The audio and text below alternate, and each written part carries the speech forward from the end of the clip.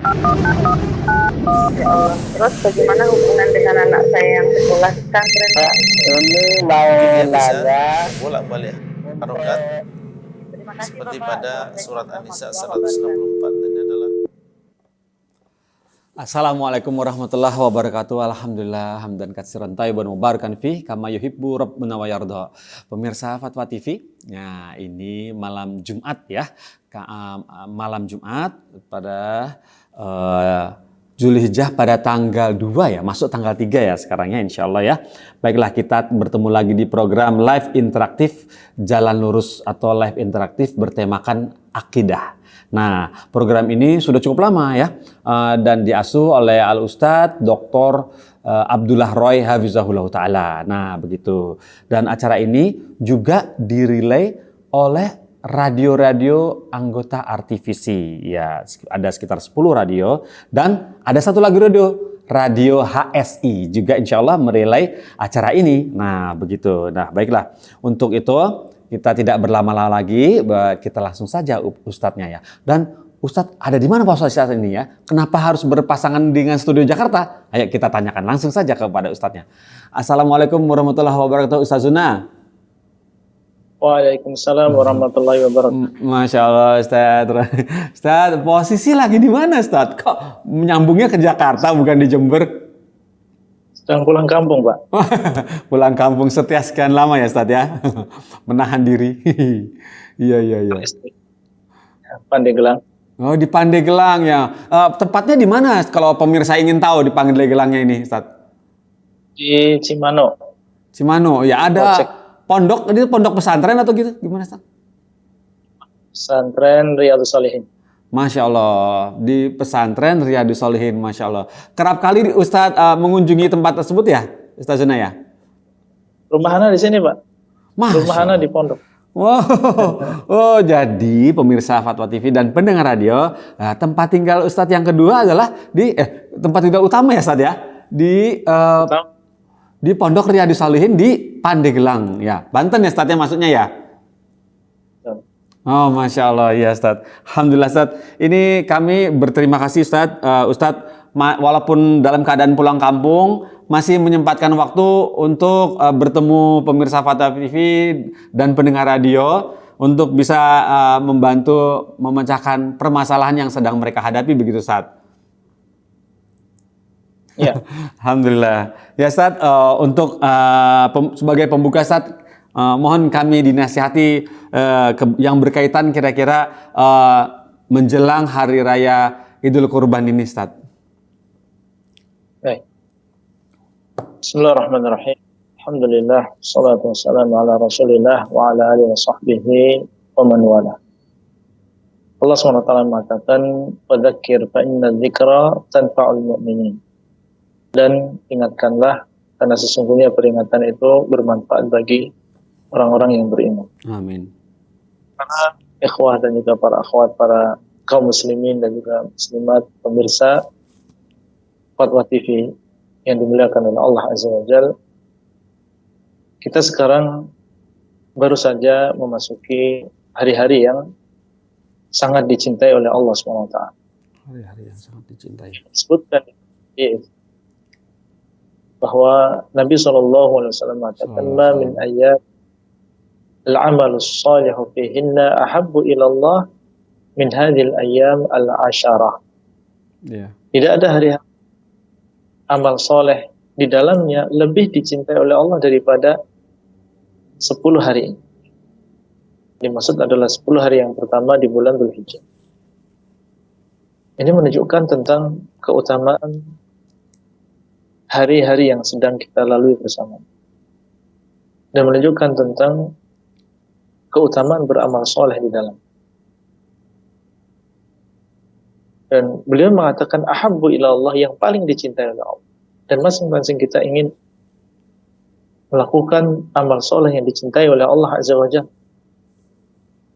sehingga amal soleh tersebut diterima oleh Allah, dibesarkan pahalanya oleh Allah SWT. Dan kita tahu bahwasanya amal soleh ini adalah sebab masuknya seseorang ke dalam surga. Dan nanti kelak di hari kiamat akan ada timbangan amalan. Amalan kebaikan akan ditimbang, amalan kejelekan akan ditimbang. Kelak juga akan dibagikan kitab yang isinya adalah amalan kita. Maka tentunya ini adalah kesempatan yang emas bagi kita semua untuk berbekal ya dalam waktu yang singkat, yaitu 10 hari yang pertama di bulan Dzulhijjah, kita disuruh dan dipacu untuk memperbanyak amal, untuk berbekal. Kita tidak tahu ya kapan kita akan meninggal dunia. Sewaktu-waktu kita akan dipanggil. Dan kematian tidak mengenal tua ataupun muda. Ya, maka seseorang berusaha untuk berbekal ya sebanyak-banyak di dunia ini. Dan dunia ini adalah darul amal. Dunia ini adalah negeri beramal. Adapun besok maka itu adalah negeri hisab. Ali bin Abi Thalib radhiyallahu taala anhu beliau mengatakan bahwasanya dunia ini mulai mundur ke belakang dan akhirat mendatangi kita. Dan masing-masing dari dunia dan juga akhirat ini memiliki anak-anak, memiliki orang-orang yang berlomba untuk mendapatkannya. Dunia banyak manusia yang berlomba untuk mendapatkannya. Akhirat juga demikian. Sementara akhirat akan datang dan dunia akan pergi. Beliau mengatakan fakunu min abna'il akhirah wa la takunu min abna'id dunya. Maka jadilah kalian sebagai anak-anak akhirat, orang-orang yang inginnya mencari kebahagiaan di akhirat. Dan janganlah kalian menjadi anak-anak dunia. Ya, karena kalau kita menjadi anak-anak akhirat, itulah yang akan datang. Adapun dunia maka akan segera kita tinggal. Ya, kemudian beliau mengatakan wal yauma amalun bila hisab wa ghadan hisabun bila amal. Hari ini itu di dunia adalah negeri untuk beramal, tidak ada hisab, tidak ada perhitungan. Adapun di akhirat maka itu adalah negeri perhitungan, tidak ada amal. Alhamdulillah ya, kita masih diberikan usia oleh Allah, ya, diberikan kehidupan oleh Allah, diberikan kesehatan, kita bisa melakukan berbagai amal soleh di hari-hari. Maka manfaatkan dengan baik. Dan para ulama berselisih pendapat tentang mana yang lebih afdal. Ya, hari-hari ini atau 10 hari yang terakhir di bulan Ramadan. Dan pendapat Syekhul Islam Ibnu Taimiyah, kalau malam harinya yang lebih afdal adalah 10 malam yang terakhir di bulan Ramadan. Kalau siangnya maka yang afdal adalah di hari-hari. Ini menunjukkan harusnya kita ini bersemangat. Ya, bersemangat untuk beramal saleh. Kalau 10 hari yang terakhir di bulan Ramadan saja, kemarin kita semangat untuk beramal, maka hari-hari ini juga nggak kalah. Dan harusnya kita lebih bersemangat. Karena di sana ada sebagian ulama yang mengatakan hari-hari ini lebih afdal daripada 10 hari yang terakhir di bulan Ramadan. Ya, bahkan yang menunjukkan tentang betapa besarnya pahala yang dilakukan oleh seseorang di hari-hari ini, Nabi SAW ditanya oleh para sahabat, ya Rasul, walal jihadu fisabilillah. Wahai Rasulullah, apakah termasuk di dalamnya jihad fisabilillah? Artinya, apakah beramal soleh di hari-hari ini tetap lebih besar pahalanya daripada jihad fisabilillah yang dilakukan di luar hari-hari ini atau di selain hari-hari ini? Karena mereka memandang jihad ini adalah amalan yang agung, amalan yang besar. Kok ternyata Nabi mengabarkan di sini ada amalan yang lebih besar pahalanya dan paling besar pahalanya yang dilakukan di hari-hari. Ternyata apa jawaban Nabi Sallallahu Alaihi Wasallam? Beliau mengatakan ya, walal jihadu fisabilillah, termasuk diantaranya adalah jihad. Amal soleh yang kita lakukan di hari-hari ini itu lebih besar pahalanya daripada pahala jihad. Pahala jihad demikian besarnya, ternyata qiraah Quran yang kita lakukan di hari-hari ini, puasa yang kita lakukan di hari-hari ini, sholat malam yang kita lakukan di hari-hari ini, itu lebih besar pahalanya daripada pahala jihad fisabilillah. Maka apa yang kita tunggu? Ya, apa yang kita tunggu? Kita diberikan kesehatan, kita diberikan waktu luang, kita manfaatkan dengan baik, jangan kita lalai. Ya, semangat terutama melakukan dan menunaikan ibadah-ibadah yang wajib, yang diwajibkan oleh Allah SWT. Sholat 5 waktu, tepat pada waktunya, kita lakukan dengan sesempurna mungkin. Kemudian juga kewajiban yang berkaitan dengan muamalah kita dengan orang lain, berbakti kepada orang tua. Makanya ini termasuk perkara yang harusnya kita perhatikan. Itu diperhatikan di hari-hari ini maupun di hari-hari yang lain. Tapi di hari-hari ini harusnya lebih kita tingkatkan. Kecuali kata Nabi SAW, kecuali rajulun kharaja bi nafsihi wa malihi falam yarji' min dzalika bi syai'. Kecuali satu saja yang bisa menyamai atau yang bisa mengungguli ya pahala yang besar yang Allah janjikan bagi orang yang beramal soleh di hari-hari ini, yaitu seseorang yang keluar dari rumahnya dengan raganya, dengan hartanya, itu berjihad fisabilillah, dan dia tidak pulang ke rumahnya dengan membawa sedikit pun. Artinya dia, ada yang mengatakan dia meninggal fisabilillah, raganya, fisiknya rusak dan dia meninggal dunia dan dia tidak meninggalkan harta sedikit. Maka inilah yang lebih besar pahala. Adapun selain itu, maka tetap pahala yang didapatkan oleh seseorang yang beramal soleh di hari-hari ini itu lebih besar. Sehingga sekali lagi para kaum muslimin yang dimuliakan oleh Allah Azza wa Jalla, kita ingatkan dan sekarang kita masuk pada hari yang ketiga. Ya, pada hari-hari ke depan kita sungguh-sungguh untuk berijtihad, ya, beramal soleh, melakukan berbagai amal soleh, sedekah, membaca Al-Quran, kemudian berpuasa, kemudian sholat malam, dan amalan-amalan yang lain. Allah Ta'ala alam, itulah yang ingin saya sampaikan pada kesempatan kali ini. Dan waktu saya kembalikan kepada Pak Pongki. Silakan Pak. Masya Allah Ustaz, jazakumullah khairan Ustaz atas nasihatnya. Masya Allah begitu besar ya Ustaz ya, fadilah dari hari-hari di awal bulan Zulhijjah kali ini ya. Baiklah Ustaz, ini sudah masuk beberapa pertanyaan. Untuk yang pertama saya bacakan dari Ummu Al-Khonsa di Bogor.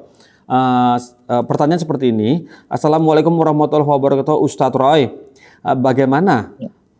Bagaimana cara menjelaskan kepada anak-anak kami yang berusia 3 tahun dan 5 tahun ketika bertanya, apakah Allah punya mata? Mohon ilmunya saat sharingnya seperti itu katanya. Baik. Pertanyaan yang seolah mudah dijawab bagi orang yang sudah mempelajari tentang nama dan juga sifat Allah Azza wa Jalla. Baik. Ahlus Sunnah wal Jamaah berdasarkan dalil dari Al-Quran dan juga Sunnah dan juga ijma' para salaf di dalam masalah nama dan juga sifat Allah SWT, keyakinan mereka adalah menetapkan apa yang Allah tetapkan dan Rasulullah SAW tetapkan dalam Al-Quran maupun di dalam Sunnah berupa nama dan juga sifat Allah. Iya. Tanpa menyerupakan sifat tersebut dengan sifat makhluk. Kita menetapkan apa yang Allah sebutkan di dalam Al-Quran atau sifat yang disebutkan oleh Rasulullah SAW di dalam hadis-hadisnya tanpa kita menyerupakan sifat tersebut dengan sifat makhluk. Itu kaidah Ahlussunnah wal Jamaah. Berdasarkan firman Allah SWT, "Laisa kamitslihi syai'un wa huwas samii'ul basir." Tidak ada yang serupa dengan Allah dan Dialah Zat yang Maha mendengar lagi Maha melihat. Allah SWT Maha mendengar, tapi pendengaran Allah tidak sama dengan pendengaran makhluk, dan Allah SWT Maha melihat dan penglihatan Allah tidak sama dengan penglihatan makhluk. Ayat ini ada penetapan sekaligus menafikan kesamaan. Kita tetapkan Allah Maha mendengar dan Maha melihat, tapi tidak sama dengan makhluk. Nah, ini dalam seluruh sifat demikian. Seandainya anak kita bertanya, apakah Allah punya mata? Berdasarkan dalil Allah punya mata. Allah mengatakan, tajri bi a'yuni walitusna'a ala ain. Ini adalah ayat yang menunjukkan bahwasanya Allah SWT memiliki mata. Maka harus kita tetapkan Allah SWT memiliki mata. Dan dalam sebuah hadis, Nabi SAW ketika bercerita tentang Dajjal, ya, dan bahwasanya dia mengaku bahwa dia adalah yang menciptakan. Maka beliau mengatakan, ketahuilah oleh kalian bahwasanya Rabb kalian itu tidak a'war. Dan Dajjal ini adalah a'war. A'war artinya adalah buta sebelah. Jadi satunya buta, mata yang lain itu bisa untuk melihat meskipun matanya tidak seperti mata orang biasa, itu agak cacat, keluar. Dan beliau mengatakan bahwasanya Rabb kalian itu tidak a'war. Rabb kalian itu bukan buta sebelah. Para ulama menjelaskan, ini menunjukkan bahwasanya Allah SWT memiliki dua mata. Dan ini harus kita tetapkan. Dan kita katakan bahwasanya mata Allah SWT tidak sama dengan mata makhluk. Sesuai dengan keagungan Allah. Kita tidak tahu bagaimana. Dan kita tidak diberitahu oleh Allah tentang bagaimananya. Tapi kita dikabarkan bahwasanya Allah memiliki mata. Dan dari hadis tadi diketahui bahwasanya mata Allah ada dua. Maka kita tetapkan sebagaimana datang dalam Al-Quran dan hadis tanpa kita menyerupakan dengan makhluk. Kita katakan kepada anak tadi, iya, Allah SWT memiliki mata. Ini Allah berkata dalam Al-Quran.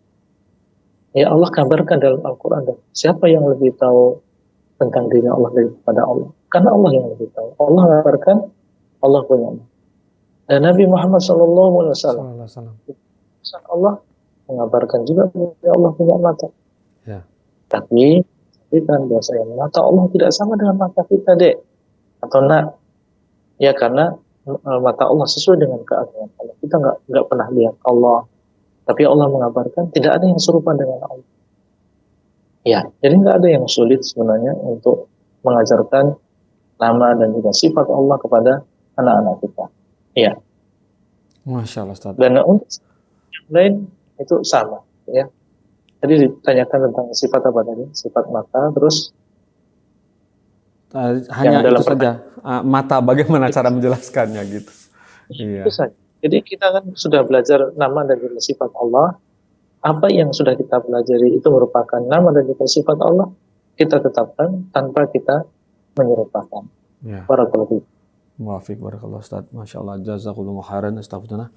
Ini seperti itu ya jawabannya, alhamdulillah. Ini kemudian ada lagi pertanyaan dari Santoso Aji.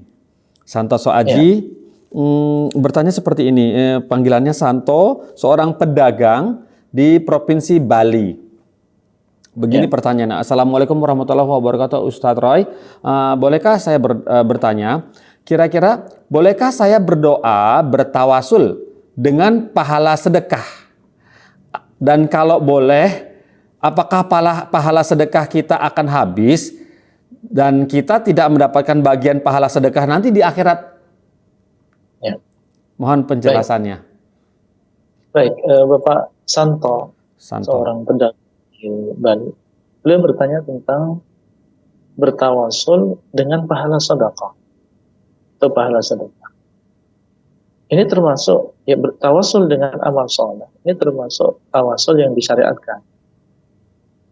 Ya, karena di dalam Al-Quran Allah Azza wa Jalla ketika menyebutkan tentang sifat orang-orang yang beriman, mereka bertawasul dengan amal soleh. Rabbana innana amanna faghfir lana sesungguhnya kami beriman.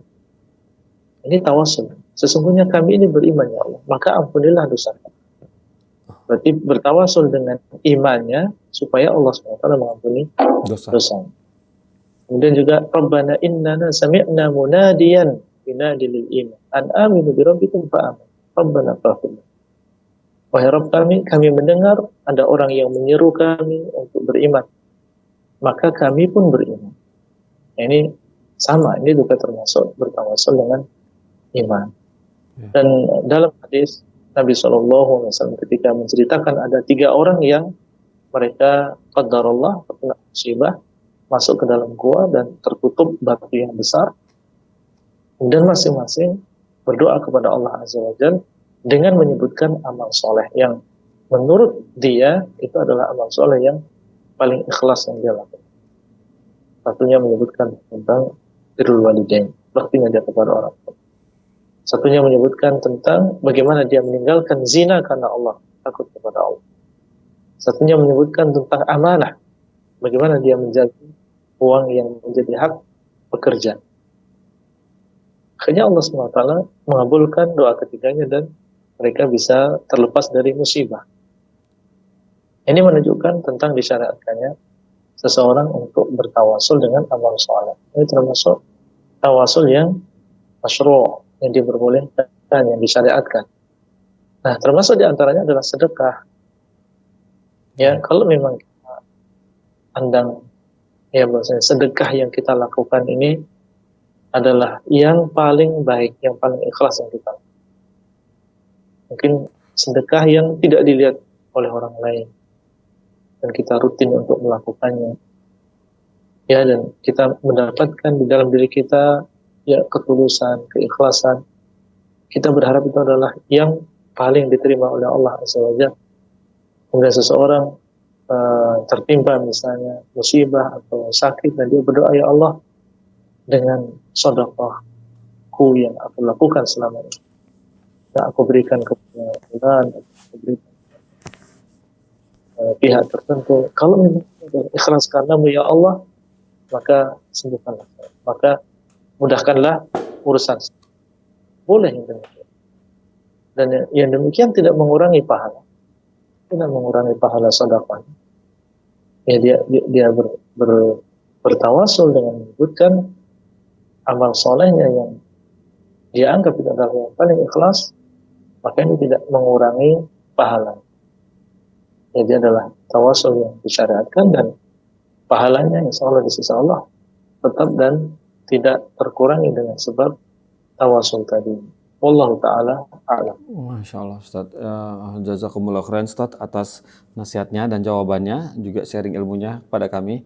Semoga Pak Santoso Aji di Bali bisa dapat dipahami ya dan menyaksikan acara ini. Baiklah Ustaz, ini sudah ada berikutnya lagi pertanyaan adalah dari Ika Ratna, panggilannya adalah Mbak Ika. Ini pengurus seorang ibu rumah tangga di Jawa Tengah. Nah, bismillah, Assalamualaikum warahmatullahi wabarakatuh, Ustadz Roy. Saya mau bertanya, kalau orang tua sudah meninggal, dikirimi doa apa ya Ustadz? Dan apakah orang tua yang sudah meninggal itu tahu kalau didoakan oleh anaknya? Mohon sharing ilmunya. Ya. Apabila orang tua sudah meninggal dunia, maka kita doakan dengan maghfirah, ya, dengan rahmat. Ya, maghfirah artinya adalah ampun. Memohon kepada Allah Azza wa Jalla semoga Allah SWT mengampuni dosa beliau. Nah, yang namanya manusia tentunya dia memiliki kesalahan, dan termasuk diantaranya adalah orang tua kita. Tidak terlepas dari kesalahan. Kita memohon kepada Allah SWT, semoga Allah SWT mengampuni dosa beliau semuanya, baik dosa besarnya maupun dosa kecilnya. Ya, terus kita memohonkan ampun untuk beliau, dan tidak jemu-jemu kita memohonkan ampun dengan ikhlas dan sungguh-sungguh dengan khusyuk, dengan sangat memohon kepada Allah, ya Allah, kalau memang orang tua saya punya kesalahan, ampunilah dosanya. Ya, ampunilah dosanya yang kecil maupun yang besar. Terus kita meminta kepada Allah. Itu yang bisa kita lakukan.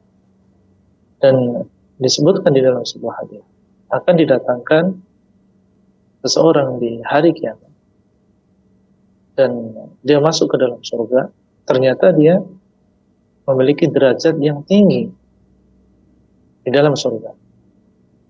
Dan dia merasa bahwasanya di dunia dia bukan termasuk orang yang banyak ketaatannya kepada Allah. Maka dia bertanya, dari mana derajat yang, kok bisa dia mendapatkan derajat yang demikian? Ternyata jawabannya, bistighfari waladika lak. Derajatmu yang tinggi ini adalah karena istighfar anak-anakmu untuk, ya, istighfar anak-anakmu untukmu. Jadi mereka senantiasa memohonkan ampun untuk dia.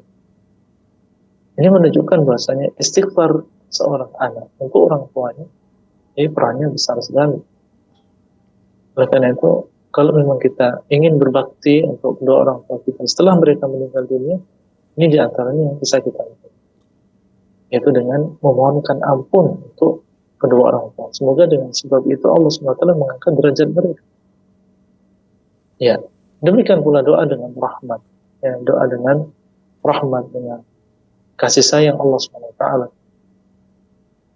Dan ini karena kasih sayang Allah Azza wa Jalla bukan hanya ketika kita di dunia, tapi ketika seseorang masuk ke alam akhirat, ketika dia nyawa meninggalkan jasadnya, kita butuh kasih sayang Allah. Masuk ketika seseorang masuk ke alam kubur, kita sangat memerlukan dan sangat membutuhkan kasih sayang Allah. Apalagi kelak di hari kiamat, ketika di padang mahsyar, ketika dihisab, kita ingin kasih sayang Allah Azza. Yeah. Amalan kita terlalu sedikit, dosa kita terlalu banyak. Yang lebih kita harapkan adalah kasih sayang Allah. Yang kita ingin orang tua kita dirahmati oleh Allah sebagaimana mereka dahulu merahmati kita dan menyayangi kita ketika kita masih kecil. Jika doa yang kita baca, yang sering kita baca dan insya Allah kita hafal semuanya, Allahumma firli wali walidayya warhamhuma kama rabbayani shaghira. Ya Allah, ampunilah aku dan kedua orang tuaku dan rahmatilah keduanya sebagaimana keduanya menyayangi aku, ya, dan mendidik diriku ketika aku masih kecil. Ya, ini yang pertama. Kemudian yang kedua tadi apa, Pak? Apakah mereka mengetahui? Ya, mengetahui mereka kalau anaknya mendoakan. Iya, mereka sudah berada di alam yang lain. Iya. Mereka sudah berada di alam yang lain, tidak mengetahui apa yang terjadi di permukaan bumi. Nabi SAW ketika di dalam sebuah hadis, ya, ketika beliau menceritakan apa yang terjadi di telaga beliau SAW, ya, dan beliau melihat ada beberapa orang yang akan mendatangi telaga beliau. Ternyata tiba-tiba mereka diusir, dan Nabi mengatakan, kenapa mereka diusir? Dikatakan kepada beliau, innaka la tadri ma ahdatsu ba'dak. Engkau tidak tahu apa yang terjadi setelah, atau yang mereka lakukan setelah. Ini menunjukkan bahwa Nabi SAW setelah meninggalnya beliau tidak mengetahui apa yang terjadi di setelah itu.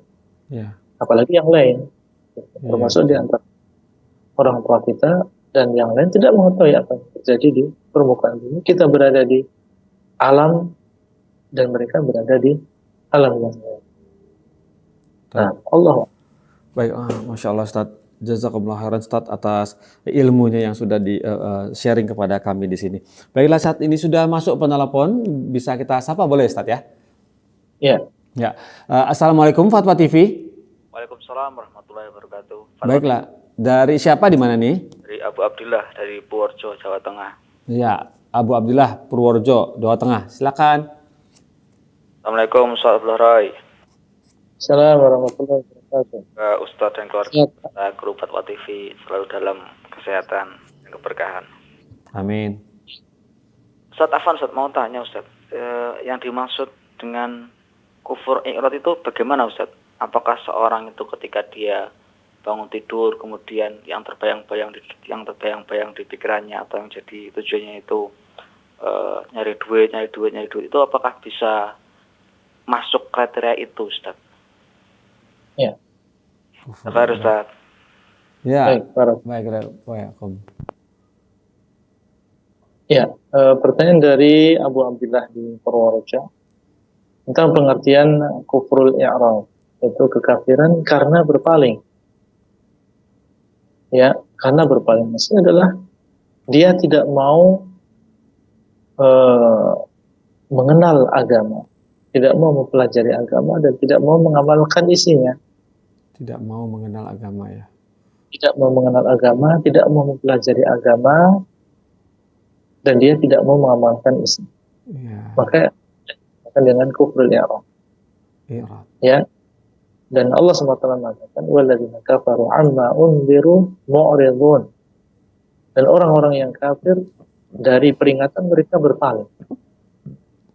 Nah, berpalingnya mereka, kemudian mereka tentunya yang namanya orang kafir menganggap bahwasanya dunia ini ya semuanya, segalanya. Iya. Yang sibuk dengan dunianya, semuanya dihabiskan untuk dunianya, ya, dan berpaling dari agama, yaitu tidak mau mengenal Islam, tidak mau menjalankan agama Islam. Inilah yang dimaksud dengan kufrul i'rad. Adapun yang ditanyakan, seseorang apabila dia bangun pagi misalnya, ternyata yang ada di pikiran dia proyeknya, yang ada di pikiran bisnisnya dan seterusnya, apakah kemudian itu dinamakan dengan kufrul i'rad?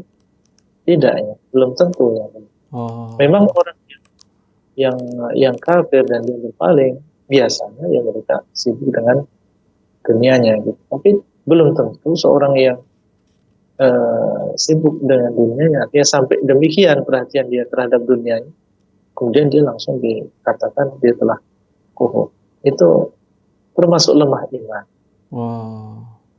Lemah iman. Dia punya perhatian terhadap agama. Dia mungkin bangun pagi, memang yang dia pikirkan adalah bisnis.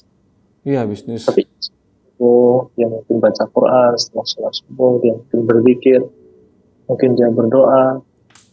Cuma ya karena lemah imannya tadi, sehingga zikir dia sedikit, yang mengingat Allahnya sedikit. Nah, ini nggak bisa dikatakan itu sebagai kekufuran. Itu adalah kelalaian, kekurangan iman, ya. Tapi tidak dikatakan itu adalah sebuah kekufuran. Ya, kekufuran sama sekali dia tidak melaksanakan agama. Iya. Ya, dan tidak mau mengetahui tentang agama, tidak mau belajar. Itu dimaksud dengan kufrul i'rad. Wallahu a'lam. Masya Allah Ustaz, jazakumullah khairan Ustaz atas ini sharing ilmunya pengetahuan kufur i'rad tadi ya. Baiklah Ustaz, ini sudah ada penelpon masuk, kita sapa boleh Ustaz ya. Assalamualaikum, Fatwa TV. Halo, assalamualaikum. Waalaikumsalam warahmatullahi wabarakatuh. Ibu siapa di mana? Ibu Musriati dari Batam. Ibu Musriati di Batam. Silakan Ibu, apa yang mau ditanyakan? Yang saya tanyakan, kalau seandainya sholat itu sudah mau salam, udah akhir mau salam kan udah doa yang 4 perkara itu sudah. Terus kita tambahin macam doa untuk orang tua, untuk anak-anak, untuk kaum muslimin, doa untuk supaya dijauhkan dari bencana dan negeri aman. Seperti doa-doa dalam Al-Quran, seperti dalam hadis gitu. Bisa nggak seandainya panjang-panjang gitu Pak Ustadz? Oh, bisakah berdoa panjang pada saat sebelum salam ya Bu ya? Iya, terima kasih Pak Ustadz. Oh iya, terima kasih Ibu Musriati atas partisipasinya. Bagaimana Ustadz? Baik, memang disunahkan, dianjurkan sebelum salam kita untuk memperbanyak doa. Dan doa yang dianjurkan sebelum salam ada di antaranya yang memang datang ya nasnya dari Nabi SAW. Seperti berlindung dari 4 perkara. Allahumma inni a'udzubika min azab jahannam, min azab al-qabr, min syarri fitnatil mahya wal mamat, min syarri fitnatil masiihid dajjal. Ini datang dari Nabi SAW. Nah, kemudian di sana ada doa yang secara umum saja, karena dalam sebuah hadis Nabi SAW mengatakan kurang lebih maknanya, hendaklah dia memilih dari doa-doa apa yang dia kehendaki. Doa-doa apa yang dia kehendaki. Doa-doa apa yang dia kehendaki. Berarti ada doa yang umum, silahkan kita membacanya sebelum salam. Ya, termasuk doa untuk orang tua, doa untuk anak-anak, doa kesembuhan, Ya doa, mendoakan untuk diri sendiri atau mendoakan untuk orang lain. Baik doa tadi panjang maupun pendek. Ya. Kalau kita dalam keadaan sendirian sholatnya, silahkan kita panjang doa, nggak masalah. Sebelum salam kita banyak berdoa karena ini adalah waktu yang mustajab, fadhal, nggak masalah. Ya. Tapi kalau kita bersama orang lain, apalagi kita sebagai imam, maka ya jangan terlalu panjang. Kita sedang karena mungkin yang di belakang kita mereka juga ada kebutuhan, ya ada keperluan. Ya, wallahu a'lam. Masya Allah, Ustaz. Jadi seperti itu ya, Ustaz. Ya, jawabannya adalah boleh ya, Ustaz ya. Alhamdulillah.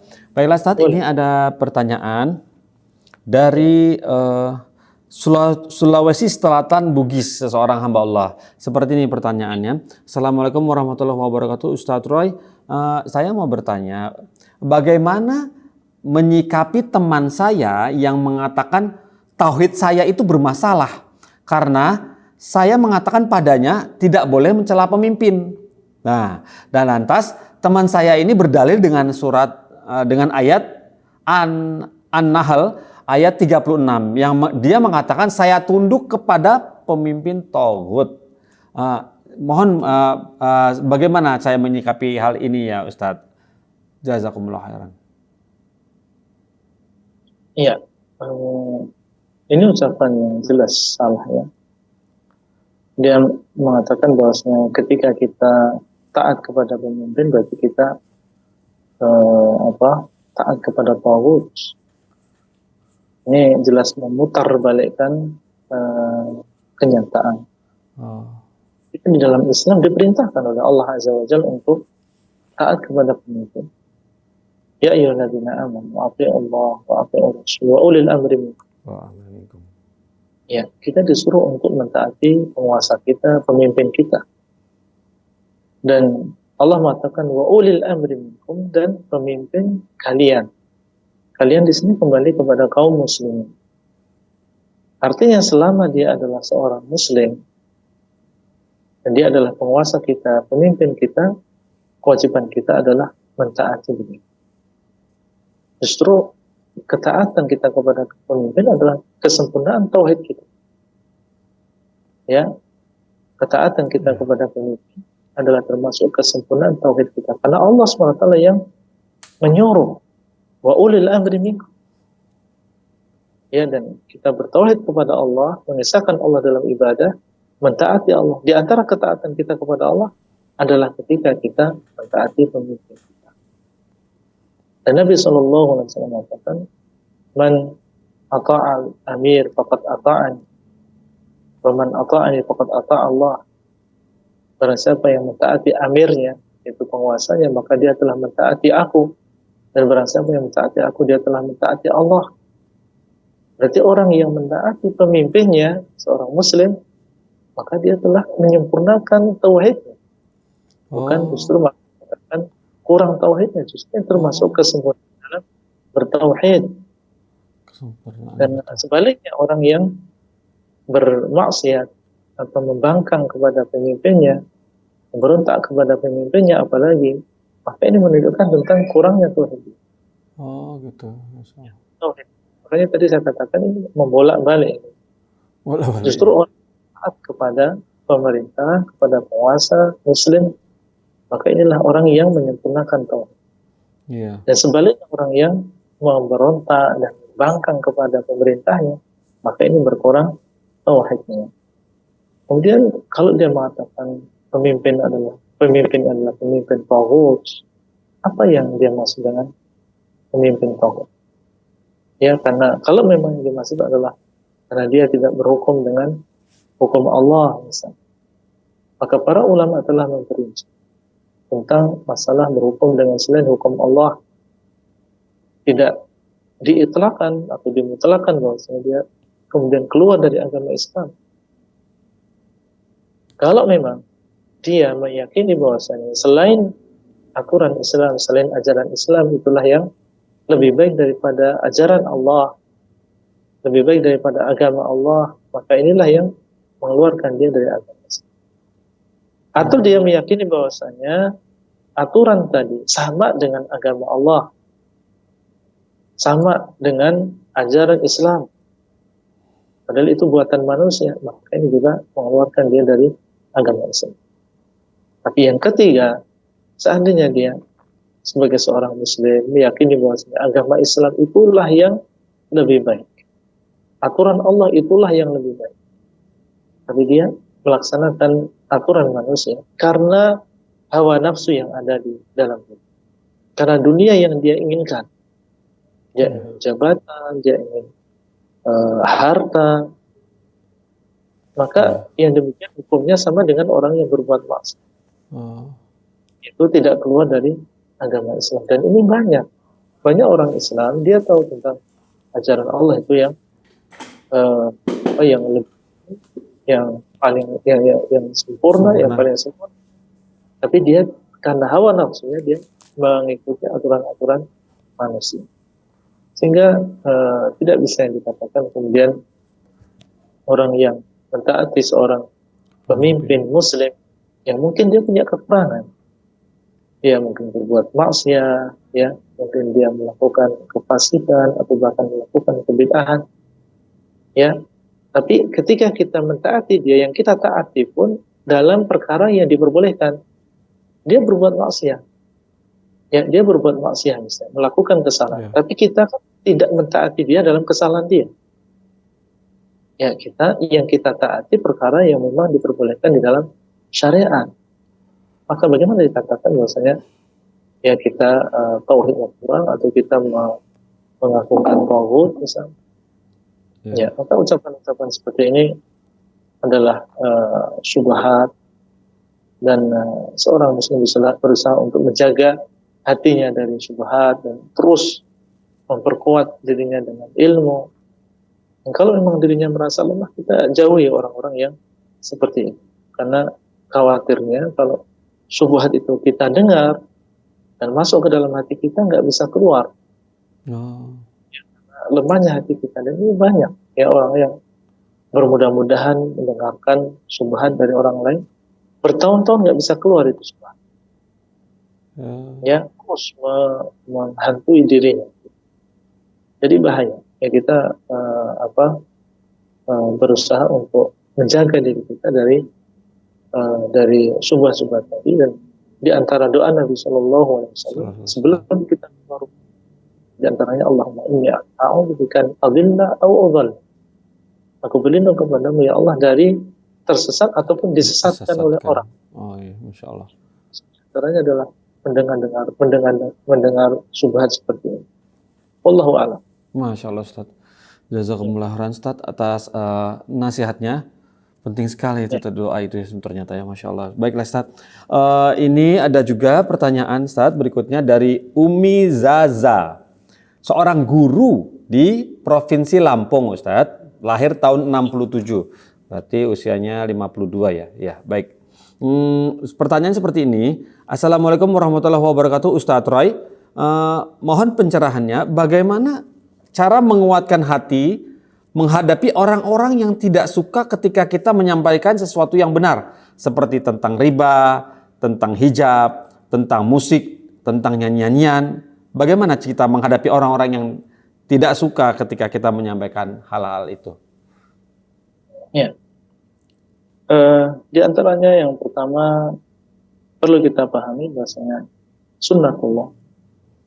Sejak zaman dahulu kalau ada orang yang beramar ma'ruf munkar, itu pasti di sana ada ujian, Pak. Iya, Ustaz. Betul, Ustaz. Luqman ya Al-Hakim ketika beliau menasihati putranya, ya bunayya aqimis shalah wa'mur bil ma'ruf wanha 'anil munkar wasbir 'ala ma asab. Wahai anakku, dirikanlah salat, perintahlah kepada yang baik dan laranglah dari kemungkaran. Ya, seorang anak kecil sudah dilatih untuk beramar ma'ruf. Kemudian beliau mengatakan wasbir 'ala ma asab.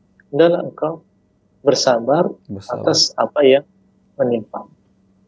Jadi memang demikian orang yang beramar ma'ruf nahi munkar, karena dia melawan arus. Melawan arus ya. Hawa nafsunya itu, manusia itu asalnya ingin mengikuti hawa nafsu. Yeah. Dia memiliki yang ammaratun bisu', yang senantiasa menyuruh kepada kejelekan. Sementara yang namanya syariat, ya perintah Allah, larangan Allah itu kan bertentangan dengan hawa nafsu.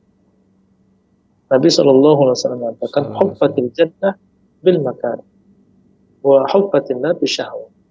Yang namanya surga itu disekitari atau dikelilingi oleh sesuatu yang dibenci oleh hawa nafsu.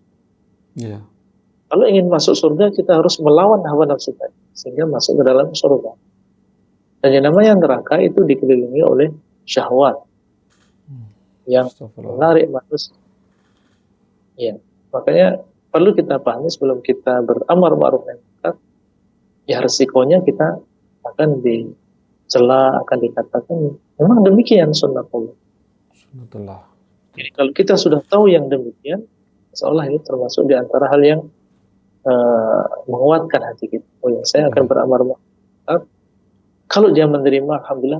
Tapi kalau pas pahit, ya dia akan mencela kita, dia akan menghancurkan kita. Ini kita harus sudah siap terlebih dahulu. Dan yang kedua, kita harus beriman dengan takdir. Ya, beriman dengan takdir. Ya, yakini bahwasanya apa yang sudah ditulis oleh Allah menimpa kita tidak mungkin akan luput dari kita. Dan apa yang ditulis oleh Allah tidak akan menimpa kita, maka tidak akan mungkin menimpa kita. Kalau kita beriman dengan takdir seperti ini, insya Allah kita akan kuat. Ya, beramar ma'ruf nahi munkar, dan nggak mungkin saya termudarati kecuali dengan apa yang sudah. Demikian di antara perkara yang menjadikan para salaf kita, mereka giat dan mereka semangat beramar ma'ruf nahi munkar. Dan juga para ulama, ya semisal Syekhul Islam Ibnu Taimiyah, kemudian ulama-ulama yang lain, Imam Ahmad bin Hanbal, yang mereka sempat mendapatkan ujian yang besar di dalam dakwahnya. Mereka beriman dengan takdir, ya, dan meyakini bahwasanya tidak mungkin menimpa dia kecuali yang sudah Allah SWT tulis. Kemudian di antara yang menguatkan hati kita membaca Siratul Anbiya, kisah-kisah para nabi. Suratul Anbiya. Ya, kisah para nabi yang Allah SWT banyak ceritakan di dalam Al-Quran. Itu asalnya dulu kan Nabi SAW berdakwah dan mendapatkan ujian, ya, dicela, diusir dan seterusnya. Allah SWT ingin menghibur Nabi SAW dengan diceritakan kepada beliau kisah-kisah para nabi. Bagaimana Nuh berdakwah, ya, bagaimana Nabi Ibrahim berdakwah, dan bagaimana ujian yang menimpa mereka, supaya Nabi SAW ya mengetahui bahwasanya beliau bukan sendiri dan beliau bukan orang yang pertama. Sebelum beliau banyak nabi yang diutus dan mereka mendapatkan ujian yang besar.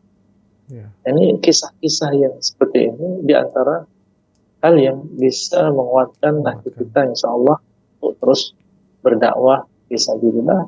Di samping kita berdoa, ya, dengan ya muqallibal qulub tsabbit qalbi ala dinik. Iya, tetapkanlah hatiku di atas agamamu, dan juga meminta kepada Allah keselamatan. Kita tidak menginginkan, ya, maksudnya meminta kepada Allah supaya ketika dakwah dikucilkan dan seterusnya, tidak. Kita meminta kepada Allah keselamatan. Ya Allah, saya ingin berdakwah dan saya ingin kelancaran, saya ingin supaya dakwah saya diterima. Semoga si fulan dibukakan hatinya dengan melalui ucapan saya. Itu yang kita minta. Ya, kita minta kepada Allah, semoga Allah memberikan hidayah kepada mereka. Itu sekedar permintaan, sekedar doa. Masalah hidayah tentunya di tangan Allah Azza. Ya, seandainya mereka tetap di atas kesesatannya, di atas kemaksiatan, kita sudah menyampaikan. Wallahu a'lam. Masya Allah, Ustaz. Jazakumullah khairan, Ustaz, atas nasihatnya. Banyak sekali yang insya Allah kita dapatkan di sini. Semoga pemirsa Fatwa TV dan pendengar radio bisa mengambil manfaatnya, ya. Baiklah, Ustaz, kita masih memiliki waktu sekitar 10 menit. Ini ada pertanyaan juga cukup menarik. Ini masalah teknis. Nah, namanya Ibu Adi, ternyata Adi, lahir tahun 97. Terus kemudian seorang mengurus rumah tangga dan domisili di Jawa Barat. Baiklah, pertanyaan seperti ini. Bismillah. Assalamualaikum warahmatullahi wabarakatuh. Ustadz Roy, jadi begini, keluarga saya membeli rumah dan ternyata di rumah tersebut pernah terjadi kesyirikan oleh pemilik sebelumnya, yaitu mengubur tumbal hewan di dalam rumah dengan tujuan menyembuhkan orang yang sakit. Lalu bekas kuburan tersebut dicor di dalam lantai. Nah, bagaimana sikap kami sebagai pemilik baru rumah tersebut? Apakah kami harus membongkar lantai rumah dan mencari bekas-bekas kesyirikan berupa tulang-tulang hewan yang dilakukan oleh pemilik sebelumnya? Mohon petunjuknya ya Ustadz. Jazakumullah khairan. Iya, seingat Ana pernah ditanyakan. Oh begitu. Baik. Masya Allah. Tapi Taib. kita ulang sebentar. Iya Ustadz. Kalau memang kita bisa dengan mudah untuk membongkar dan diketahui tempatnya, maka tentunya itulah yang diutamakan. Iya. Kalau memang dengan mudah kita bisa menemukan dan menurut orang yang mengetahuinya atau mengetahui letaknya, di sini letaknya misalnya, maka ini yang kita inginkan dan kita anjurkan. Tapi seandainya tidak bisa dan tidak diketahui di sebelah mana dan harus membongkar semuanya misalnya, itu pun belum tentu ketemu ya. Iya. Iya. Tidak harus. Oh, tidak harus, Masya Allah. Ya, Ustaz. Baiklah. Kita tahu bahasanya dulu di zaman jahiliyah. Ya. Di zaman jahiliyah itu banyak juga orang-orang jahiliyah yang melakukannya di kota Mekah. Oh ya. Nabi SAW tidak memerintahkan para sahabat untuk membongkar kembali hewan-hewan yang telah disembelih untuk selain Allah. Ya, tidak menyuruh para sahabat sekarang yang kira-kira tempat-tempat yang dulu digunakan untuk menguburkan hewan-hewan yang sebagai tumbal untuk jin atau untuk selain Allah dibongkar dan dihilangkan. Beliau tidak memerintahkan. Oh gitu, Masya Allah. Jadi Allah, kalau memang mudah ya silakan dibongkar, kalau enggak ya enggak apa-apa, insya Allah. Masya Allah. Barakallahu. Alhamdulillah Ustaz. Baiklah, ini insya Allah masih ada waktu sekitar 8 menit. Ustaz seperti ini ada pertanyaan dari Supri di Jawa Tengah. Ini menarik Ustaz pertanyaannya. Assalamualaikum warahmatullahi wabarakatuh Ustaz Roy. Ustaz, orang yang sudah bertobat dari masa lalunya atau berhijrah, lalu dia bercerita kepada orang lain dengan tujuan memotivasi. Apakah boleh? Contohnya seperti ini Ustaz. Mantan pemain musik ketika sudah berhijrah lalu meninggalkan dunia musik tersebut. Di kemudian hari dia menceritakan kesana kemari bahwa dia dulu pemain musik dan alhamdulillah sekarang bisa bertobat. Apakah boleh seperti ini ya Ustadz? Dan bagaimana sebenarnya batasan antara menutupi dosa masa lalu dengan mengkabarkan nikmat dari Allah berupa hidayah tersebut? Mohon jawabannya, jazakumullah khairan. Ada waktu 6 menit, baiklah. Ya. Kalau memang tujuan dia adalah ingin memberikan semangat pada saudara-saudara dia, yang mungkin sekarang masih bergelut dengan musik, gitu, yang masih susah untuk meninggalkan musik dan mereka merasa berat ya untuk meninggalkan musik. Maka seseorang kalau dia menceritakan, anak dulu juga seperti antum, ya anak dulu juga seperti antum. Dan alhamdulillah Allah memberikan hidayah dan anak hidup tanpa musik bisa bahagia, bisa hidup damai, bahkan lebih damai, lebih tentram dengan ketentraman yang itu enggak masalah kalau hanya demikian maksud. Iya. Ya dia mengatakan anak dulu juga seperti anak. Ya tapi alhamdulillah Allah memberikan ganti yang lebih baik dari apa yang anak takutkan sebelumnya. Kalau hanya sekedar itu enggak masalah. Ya, tapi kalau berlebihan, ya artinya menceritakan sampai sedetail-detailnya kemaksiatan yang dilakukan di masa yang telah lalu, karena orang yang biasanya orang yang musik ada maksiat-maksiat yang lain yang dilakukan, yang menyertai, yang nggak perlu sepertinya nggak perlu diceritakan. Iya. Cukup secara umum saja, karena maksudnya adalah ingin menguatkan hatinya bahwasanya orang yang meninggalkan sesuatu karena Allah akan ganti dengan yang lebih baik. Ya, Allahu a'lam. Masya Allah Ustaz. Ya, seperti itu ya tipsnya ya. Baiklah. Semoga kita di sini dan pemirsa Fatwa TV serta pendengar radio bisa mengamalkan apa yang sudah dinasihatkan oleh Ustadz Dr. Abdullah Roy Hafizahullah Ta'ala. Baik Ustadz, tanpa terasa Ustadz. Alhamdulillah sudah hampir 1 jam sedikit lagi. Baiklah Ustadz, kami di sini di studio dan pemirsa juga pendengar radio sangat berterima kasih kepada Ustadz yang telah meluangkan waktu pulang kampungnya untuk bertemu kami dan memberikan nasihat kepada kami. Hampir kami pikir tidak bisa live nih. Waduh, kasihan nih pemirsa nih, pertanyaannya banyak nih. Alhamdulillah. Semoga pekan depan kita bisa bertemu lagi Ustadz ya untuk meluangkan untuk pemirsa dan pekan depan malam hari raya gimana itu? Oh begitu, ya kalau gitu libur dulu Ustadz, sepertinya ya. Tapi nanti insya Allah kita berkabar.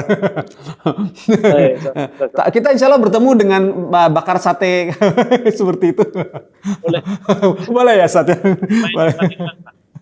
Masya Allah, ya Masya Allah. Jadi Ustadz sampai hari penyembelihan atau gimana Ustadz? Insyaallah hari raya anak di sini. Wah, Masya Allah ya. Masya Allah Ustaz. Baiklah Ustaz, terima kasih jazakumullah khairan atas waktunya yang telah diluangkan kepada ini, juga nasihat yang begitu banyak dan ilmu yang sudah begitu ikhlas insya Allah diberikan kepada kami, dan semoga Allah memberikan taufik kepada kami untuk bisa mengamalkannya. Amin Allahumma amin. Baiklah, kita boleh tutup ya Ustaz ya acaranya Ustaz ya. Baiklah, pemirsa Fatwa TV, pendengar radio ya yang tergabung dalam RTVC, juga pendengar radio HSI. Usai sudah pertemuan kali ini, insya Allah Allah temukan lagi kita di pekan depan hari Kamis jam 8 malam insya Allah ya. Jika memang tidak ada berarti adalah waktu yang lebih baik lagi. Baiklah, kita tutup dengan kafaratul majelis. Subhanallahumma wa bihamdika asyhadu an la ilaha illa anta astaghfiruka wa atubu ilaika. Wassalamualaikum warahmatullahi wabarakatuh. Ya Allah. Terus bagaimana hubungan dengan anak saya yang sekolah di pesantren, Pak? Ini mau nanya bolak-balik harokat Terima kasih seperti Bapak. pada surat An-Nisa 160.